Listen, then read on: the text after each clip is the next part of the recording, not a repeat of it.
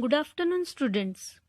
Today we are going to learn two small topics, that is financial institutions and trade credit, from the same second lesson, that is sources of corporate finance. So let us start. First we will study about financial institutions. Students, the first industrial policy was declared in 1948 for rapid industrial development in the country. And after that, the central government and state government have established special financial institutions for providing finance to the industrial sector. These institutions provide medium and long-term finance to the industries. And that's why the assistance of these institutions have become important for new companies as well as going concern. Now these financial institutions are classified into four categories. They are development banks, financial institutions, investment institutions and state level institutions. First is development banks. Development banks includes IDBI, IFCI, ICICI, SIDBI and IRBI. Here IDBI stands for Industrial Development Bank of India. IFCI stands for Industrial Finance Corporation of India Limited.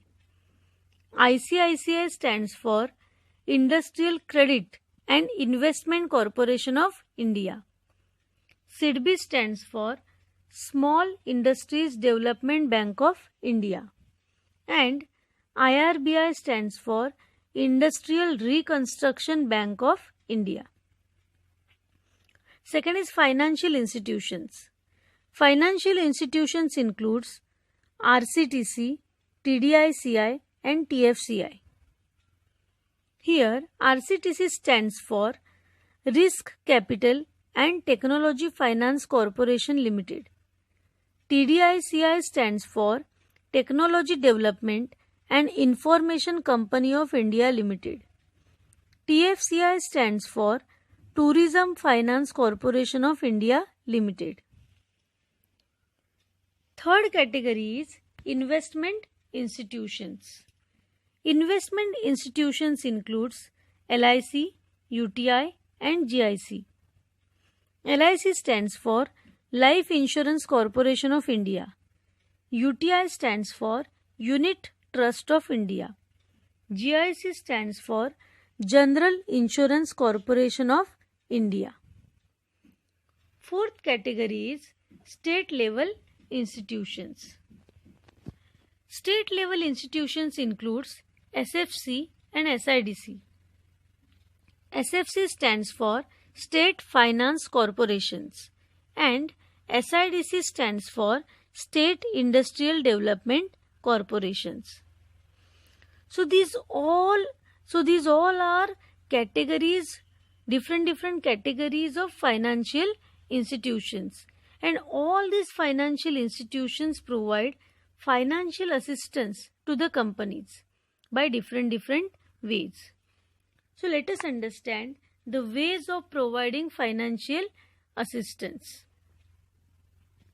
First is, they can provide financial assistance by providing term lending facilities. Now term lending facilities means what? They can provide term loans like short term loan, medium term loan, long term loan to the companies, and through that they can provide financial assistance. Second is by subscribing to shares and debentures. In these financial institutions, they can subscribe to the shares and debentures which are issued by the company, and through this way they can provide financial assistance. Third way is by underwriting the issue of securities. Students, here underwriting means what? These financial institutions, they can give guarantee to purchase unsold shares whenever issued by the company. So they can act as an underwriter whenever the companies are issuing the securities. Fourth is by lending money.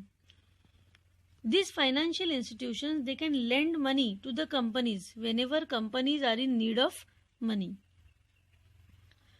Next is by giving guarantee of term loans raised by the company. Now these financial institutions, they can give guarantee of the term loan raised by the company. Whenever company raised term loans, at that time this financial institution can give guarantee of that term loan. So these are the different ways through which these financial institutions can provide financial assistance. So with this, financial institutions are over. The second important topic is trade credit. So let us understand about trade credit. Students, we know that no business can run without credit. Credit is the soul of business. It is an important source of short-term finance. Generally, we know that manufacturers, wholesalers and suppliers sells their goods to other business concern or to their customers on the basis of deferred payment. Now students, here deferred payment means what? It means future payment. That means they are selling the goods on credit basis and allows 30 days or more for a bill to be paid. So this credit is nothing but trade credit. And these manufacturers, wholesalers and suppliers of goods are called as trade creditors. So in short, when goods are delivered by a supplier to a customer and the payment is made after some time, it is called as trade credit.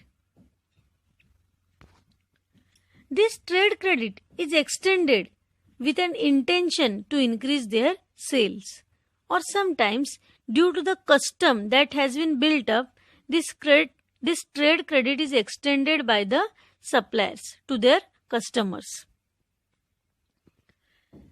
This trade credit is not a cash loan. It is not a cash loan. It results from a credit sale of goods and services. It results from a credit sale of goods and services which has to be paid at a future date after the sale takes place. It is an easy kind of credit which can be obtained without signing any debt instrument.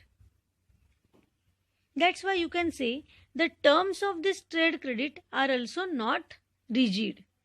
These terms are also not rigid, and that's why the small retailers are largely dependent on obtaining trade credit from the suppliers.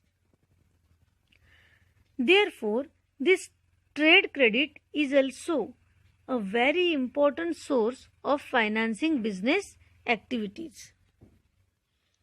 So with this, trade credit is over, and I hope you all have understood both the topics. With this, our second lesson is over.